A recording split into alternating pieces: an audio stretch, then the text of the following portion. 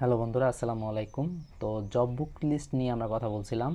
তো আজকে আমরা মূলত গণিতের যে পার্টটা, গণিত কোন ধরনের বা কোন রাইটারের বই পড়তেই হবে বা পড়া উচিত বলে আমি মনে করি, এই বিষয়টা নিয়ে কথাবার্তা বলবো, বা পড়া উচিত যেটা পড়লে আপনার সবচেয়ে ভালো হবে, ফুল প্যাকেজ যেখানে থাকবে সেই বিষয়টা নিয়ে কথাবার্তা বলবো। তো গণিতের জন্য বাজারে অনেক পাবলিকেশনের বই আছে। MP3 আছে, প্রফেসরের আছে, তারপরে খায়রুল বেসিক আছে, আর অন্যান্য অনেক মতাসিন পাল্লবীর স্যারের বই আছে।